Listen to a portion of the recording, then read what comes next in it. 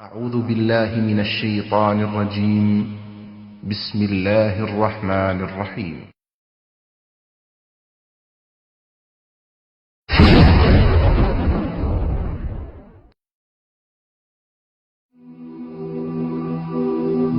মৃত্যু এমন এক বাস্তবতা যার থেকে কেউ পলায়ন করতে পারবে না। প্রত্যেকটি প্রাণীকেই মৃত্যুর স্বাদ আস্বাদন করতে হবে। আল্লাহ তাআলা পবিত্র কালামে মাজিদে ইরশাদ করেন, কুল্লু নাফসিন যায়িকাতুল মাউত, প্রতিটি প্রাণী ওই মৃত্যুর স্বাদ আস্বাদন করবে। কুল ইন্নাল মাউতাল্লাযী তাফিররুনা মিনহু ফাইন্নাহু মুলাকীকুম, হে নবী আপনি বলে দিন, মৃত্যু যার থেকে তোমরা পলায়ন করছো সে অবশ্যই তোমাদের সাথে সাক্ষাৎ করবে। আইনামা তাকুনু ইউদরিকুমুল মাউত ওয়ালাউ কুনতুম ফি বুরুজিম মুশাইয়াদা, তোমরা যেখানেই থাকো না কেন মৃত্যু তোমাদেরকে পাকড়াও করবেই, যদিও তোমরা দুর্গে অবস্থান করো।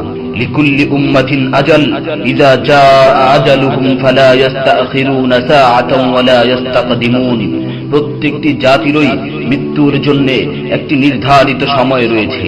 যখন সেই নির্ধারিত সময় চলে আসে তখন তার থেকে এক মুহূর্ত আগ পিছ করা হয় না। এই ক্ষণস্থায়ী পৃথিবী যাকে নিয়ে তোমরা স্বপ্ন দেখছো, এই স্বপ্নের পৃথিবীও একদিন ধ্বংস হয়ে যাবে। কিয়ামতের সময় যখন নিকটবর্তী হবে তখন আল্লাহ সুবহানাহু ওয়া তাআলা নিজের দায়িত্বপ্রাপ্ত ফেরেশতাকে সিংহায় ফুৎকার দেওয়ার আদেশ দিবেন।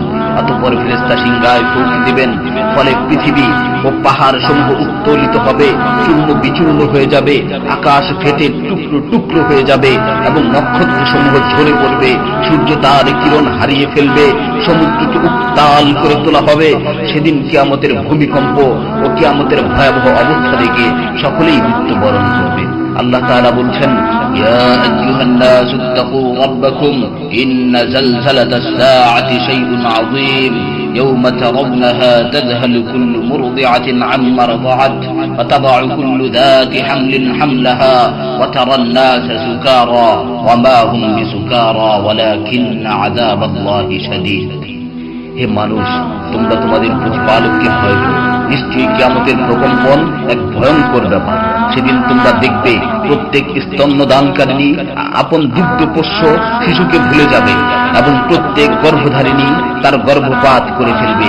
তুমি দেখবে মানুষকে পাগলের মতো, আসলে ওরা পাগল নয়, তবে আল্লাহর আযাবই হবে কঠিন। فإذا نفخ في الصور نفخة واحدة وحملت الأرض والجبال فدكتا دكة واحدة, অতঃপর যখন সিংহায় ফুঁক দেওয়া হবে একটি মাত্র ফুঁক, আর জমিন ও পর্বতমালাকে উত্তোলিত করা হবে এবং মাত্র একটি আঘাতে এগুলো চূর্ণ বিচূর্ণ হয়ে যাবে।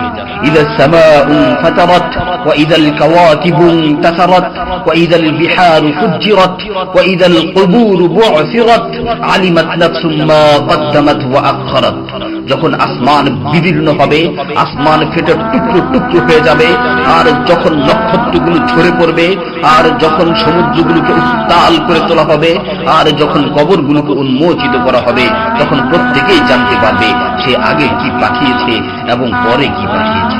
সেদিন কিয়ামতের ভয়াবহতায় আল্লাহ সুবহানাহু ওয়া তাআলা ব্যতীত প্রতিটি প্রাণী প্রাণ হারাবে। পবিত্র কালামে মাজিদে ইরশাদ হয়েছে, কুল্লু শাইইন হালিকুন ইল্লা ওয়াজহা, সেদিন আল্লাহর মহান সত্তা ব্যতীত প্রত্যেকটি জিনিসই ধ্বংস হয়ে যাবে। কুল্লু মান আলাইহা ফান ওয়া ইয়াবকা ওয়াজহু রাব্বিকা যুল জালালি ওয়াল ইকরাম, সেদিন জমিনের উপর যা কিছু রয়েছে সবই ধ্বংস হয়ে যাবে, আর শুধুমাত্র মহামহিম ও মহানুভব আল্লাহ সুবহানাহু ওয়া তাআলাই বাকি থাকবেন। তাফসীরে ইবনে কাসীরে বর্ণিত হয়েছে, যখন ইসরাফিল আলাইহিস সালাতু ওয়াস সালাম সিংহায় ফুৎকার দিবেন তখন সকলেই মরে যাবে। মালাকুল মাউত মৃত্যুর ফেরেশতা এসে আল্লাহ তাআলাকে বলবে, হে আল্লাহ, সকলেই মরে গেছে। তিনি জিজ্ঞেস করবেন, অবশিষ্ট কে আছে? উত্তর দিবে, হে আমার রব, আপনি, আর আপনি তো হলেন চিরঞ্জীব। এছাড়াও বাকি রয়েছে জিবরাইল, মিকাইল ও আরশ বহনকারী ফেরেশতাগণ। আল্লাহ তাআলা বলবেন, জিবরাইল ও মিকাইলেরও মৃত্যু হওয়া উচিত।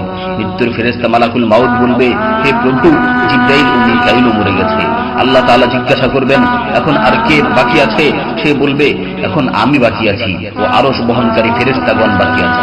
তখন আল্লাহ তাআলা বলবেন, আরশ বহনকারীদেরকেও মরতে হবে, তারাও মরে যাবে। আল্লাহ তাআলা আবার জিজ্ঞাসা করবেন, এখন কে বাকি আছে? মালাকুল মাউত আজরাইল আলাইহিস সালাতু ওয়াস সালাম বলবেন, হে আমার রব, এখন আপনি বাকি আছেন এবং আমি বাকি আছি। তখন আল্লাহ তাআলা আজরাইল আলাইহিস সালাতু ওয়াস সালামকে বলবেন, তুমি তো আমার মাখলুক, সুতরাং তুমিও মরে যাও। তিনি তৎক্ষণাৎ মরে যাবেন এবং শুধুমাত্র আল্লাহ তাআলাই বাকি থাকবেন। অতঃপর আল্লাহ সুবহানাহু ওয়া তাআলা জমিনকে ভাঁজ করে ফেলবেন এবং তিনি 3 বার বলবেন, আনাল জব্বার, আনাল জব্বার, আনাল জব্বার, আমি প্রতাপশালী, আমি প্রতাপশালী, আমি প্রতাপশালী। অতঃপর তিনি 3 বার জিজ্ঞাসা করবেন, লিমানিল মুলকুল ইয়াউম, লিমানিল মুলকুল ইয়াউম, লিমানিল মুলকুল ইয়াউম, আজকের রাজত্ব কার, আজকের সার্বভৌমত্ব কার, আজকের আধিপত্য কার? জবাব দেওয়ার মতো কেউই থাকবে না। তিনি আবার উত্তর দিবেন, লিল্লাহিল ওয়াহিদুল কাহ্হার, আজকের রাজত্ব, আজকের সার্বভৌমত্ব, আজকের আধিপত্য পরাক্রমশালী একমাত্র আল্লাহ। ইবনে ওমর রাদিয়াল্লাহু তাআলা আনহু হতে বর্ণিত অপর এক হাদিসে ইরশাদ হয়েছে, কিয়ামতের দিন আল্লাহ সুবহানাহু ওয়া তাআলা আসমান জমিনকে ভাঁজ করে নিজ হাতে গুটিয়ে নেবেন। অতঃপর বলবেন, আনাল মালিক, আনাল জব্বার, আনাল মুতাকাব্বির, আমি বাদশাহ, আমি প্রতাপশালী, আমি অহংকারী। আইনা মুলুকুল আরদ, আইনাল জব্বারুন, আইনাল মুতাকাব্বিরুন, দুনিয়ার রাজা বাদশারা কোথায়, দুনিয়ার প্রতাপশালীরা কোথায়, দুনিয়ার অহংকারকারীরা কোথায়? তখন আল্লাহ তাআলা সুউচ্চ কণ্ঠে 3 বার জিজ্ঞাসা করবেন, লিমানিল মুলকুল ইয়াউম, লিমানিল মুলকুল ইয়াউম, লিমানিল মুলকুল ইয়াউম, আজকের রাজত্ব কার, আজকের সার্বভৌমত্ব কার, আজকের আধিপত্য কার? অতঃপর তিনি 3 বার উত্তর দিবেন, লিল্লাহিল ওয়াহিদুল কাহ্হার, আজকের সার্বভৌমত্ব, আজকের রাজত্ব, আজকের আধিপত্য প্রতাপশালী একমাত্র আল্লাহ সুবহানাহু ওয়া তাআলা।